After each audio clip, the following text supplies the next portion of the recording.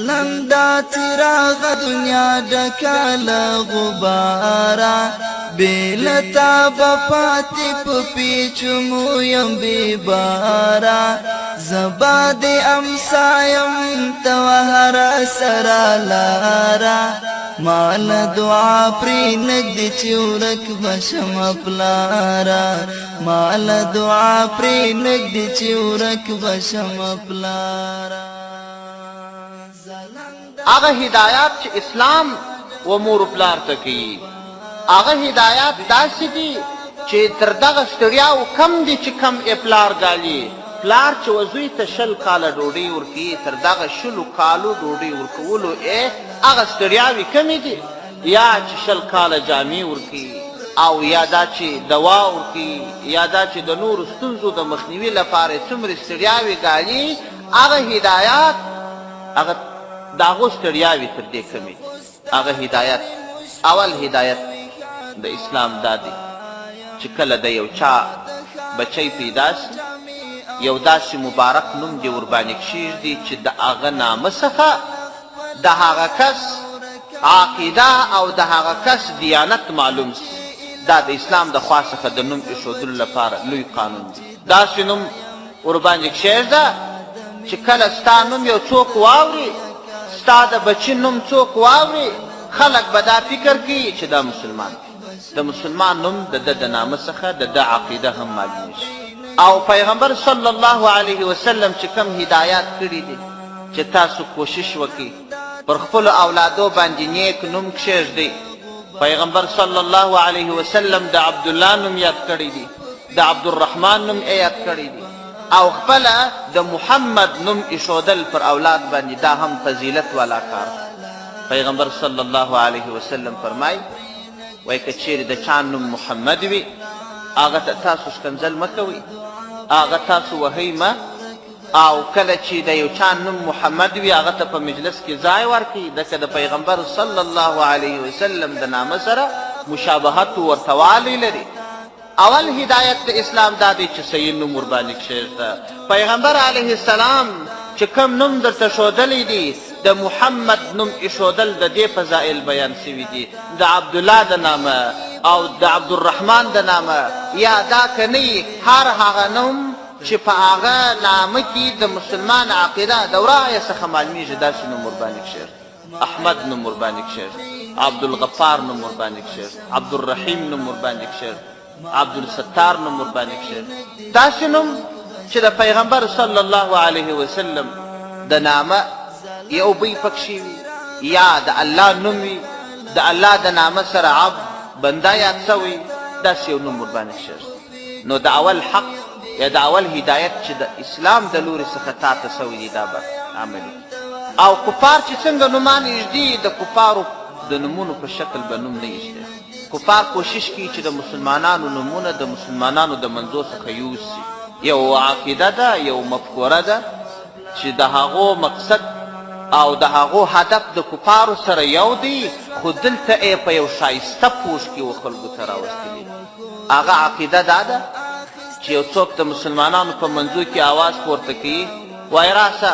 ما ته خپله ژبه تر ټولو مهمه ده پښتو زما ژبه ده فارسي مې ژبه ده بلوچي مې ژبه ده زه به د دې خپلې ژبې دفاع کوم نو د خپلې ژبې دفاع په دې لحاظ کوم چې خپله پښتو ژبه به کره کوم نومونه به په پښتو ایږدم د اولادو نومان به په پښتو ایږدم د زنانه اولادو نومان به په پښتو ایږدم د نارینه اولادو نومان به په پښتو ایږدم په ژوندانه کې چې کوم شیان پیدا کیږي د هغه دپاره به کوشش کوم د خپلې پښتو ژبې نومونه به ایږدم او همدا ډول کوشش به دا کوم چې زما کلتور دی زما فرهنګ دی زموږ د پلار او د نکاح عنعنات دي دا به را ژوندي کوم ګوره ظاهرا دا خبره په یو ښایسته پوښ باندې اغوستې ده د مسلمانانو په منځو کې عامه کړې ده یو مسلمان چې دا خبره واوري هغه وایي ورشم زه خو افغان یم افغانیت دا زما افتخار دی دا زما ویاړ دی پښتو دا زما ژبه ده یا فارسي دا زما ژبه ده په افغانستان کې معروفې ژبې دي نو زه خو د دې ژبې احترام کوم د دې ژبې دفاع کوم نو هغه اول دا ورته وایي وایي راسه نوم په عربي ولې ایږدې ته عرب یې که پښتون یې او پښتون یم دا نوم مه ږده، عبدالرحمن نوم مه یږده، عبدالله نوم مه یږده، عبدالاحد نوم مه یږده. څه راشه پښتو نومونه کښېږده. زمری دا نوم کښېږده، او څرک دا نوم کښېږده، ځواک دا نوم کښېږده، زمریالی، توریالی، دا نومونه په ذهن کې د خلکو ورځي. او حال دا چې دا اصلي نومان هغه دي چې د هغه کس نوم یاد شو د ده عقیده د ورایه معلومېږي. هر چاته چې ووایه چې د فلان نوم عبدالله دی، په ټوله دنیا کې چې هر کافر واوري داسې وایي دا مسلمان دی، د ورایه فیصله کوي. که چاته ووایه چې د فلان نوم عبدالرحمن دی، د ټولې دنیا کفار چې واوري وایي دا مسلمان دی. او که ده ته ووایه چې د ده نوم ځواک دی، یا د ده نوم زمری دی، یا زلمی دی، ته یې وایي نه پوهېږم چې دا به څوک مسلمان دی که به نه یي مسلمان. ما او تا خو به په پوه سو چې دا خو زلمی دا د پښتو ژبې نوم دی، پښتانه الحمدلله ټول مسلمانان دي. زه تو خو به په پوه سو، زما او ستا سره چې نږدې کم فرهنګ والا نورې ژبې والا دي هغه به په پوه سي، خو دنیا کفار نه په پوهېږي. د اسلام قانون دا دی چې داسې کار وکړه، داسې نوم کښېږده چې هر چیرې څوک واوري هغه به دا فیصله کوي چې دا مسلمان. دا خبره چې راغلې ده و خلکو ته په شایسته پوښ کې، دا خو د ظاهر په لحاظ بده خبره نه ده. هر سړی دې کوشش وکړي د خپلې خاورې دفاع دې وکړي، د خپل ورور دفاع دې وکړي، د خپل محل دفاع دې وکړي، د خپل قوم دفاع دې په صحیح طریقه باندې وکړي. دا بده خبره نه ده. خو اصلا د کفارو اغراض نور دي. د کفارو اغراض دا دي چې هر قوم هر ژبه ځان ته یو بیرغ پورته کړي او هر ژبه د خپلې ژبې ماشه وه، نورې ټولې ژبې بدې وګڼي. او اسلام د دې شي څخه مخالف. اسلام ته ژبه قوم د اهمیت نه لري، اسلام ته عقیده او عمل د اهمیت لري. الله عز وجل په قرآن عظیم شان کې فرمایي وجعلناکم شعوبا وقبائل لتعارفوا، تاسو مې قومونه ګرځولي یاست، ټبرونه مې ګرځولي یاست، د دې دپاره چې تاسو سره وپېژنئ، یو د بله میراث سره یوسئ. خو د دې دپاره نه چې فلانی ټبر د اصل دی، فلانی ټبر کم اصل دی. په تاسو کې هغه اکرم د الله په نیز عزت والا، اتقاکم هغه څوک چې په تاسو کې تقوا والا وي. کله چې کفار دا خبره د مسلمانانو په منځ کې رامابینسته کي، د قوم خبره، د منطقې خبره، د ژبې خبره، نو بیا به هر سړی د خپل قوم دفاع کوي. د بل قوم سړی چې هر څومره تقوا والا سړی دا به نه کوي، ځه ورک شه ته د بل قوم سړی. د خپلې ژبې والا د دې دفاع به کوي، د بلې ژبې والا چې هر څوک یې وایي ځه ته خو د بلې ژبې والا یې،